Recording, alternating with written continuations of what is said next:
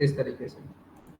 ये क्या है, ये हमारा रो है, ये रो है, रो, इसको बोलेंगे रो, इनको इनको रो बोलेंगे, इनको रो बोलेंगे। अगर हम ऐसे में बात करें, सपोज अगर हम ऐसे में बात करें तो इसको बोलेंगे हम कॉलम। इसको क्या बोलेंगे हम, कॉलम। ये हमारा क्या होता है, ये हमारा कॉलम होता है। दोबारा से बनाते हैं, एक बार और प्रैक्टिस करते हैं, आई थिंक अच्छे से समझ में आ जाएगा।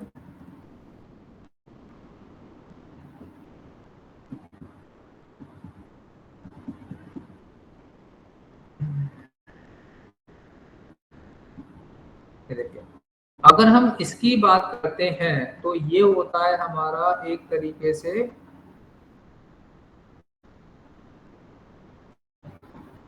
इसको बोलते हैं अपन रो। हम इसको नाम दे देते हैं रो, ये रो है हमारी, ठीक है। और ये जो है हमारा, ये हमारी सेकंड रो है।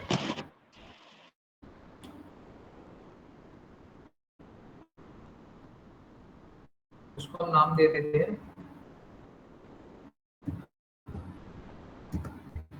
रो 2। ये हमारी इसी तरीके से, ये हमारी थर्ड रो है। तो यानी कि कोई भी जो टेबल जो होती है वो किससे मिलकर बनी होती है, ये देखो रो है हमारी टेबल के अंदर, ये रो क्या हो गई हमारी, थर्ड हो गई। इसी तरीके से फोर्थ नीचे बनी है। अगर हम किसकी बात करें, अब हम बात करेंगे कॉलम की। अगर हम कॉलम की बात करेंगे तो ये है हमारा, ये हमारा है कॉलम, ऐसे में ये जो खड़ा हुआ है इसको बोलेंगे हम कॉलम। ये कौन सा कॉलम है, ये कॉलम है हमारा पहला कॉलम। कॉलम को हम नाम दे देते हैं जैसे ये हमारा कॉलम है, ये कॉलम कौन सा हमारा, पहला कॉलम है। इसी तरीके से हमारा ये कौन सा हो जाएगा, ये सेकंड कॉलम हो जाएगा। ये हमारा कौन सा कॉलम हो जाएगा, थर्ड कॉलम हो जाएगा।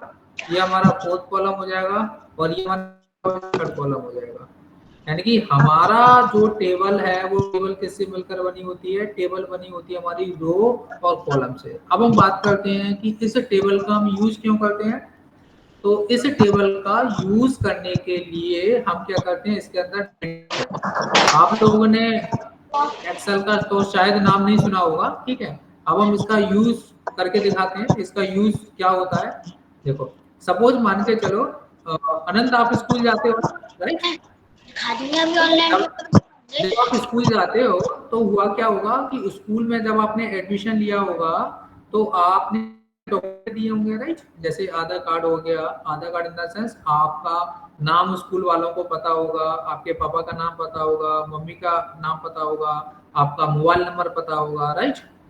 तो यानी कि इसको हम बोलते हैं एक तरीके से इंफॉर्मेशन, यानी कि डेटा।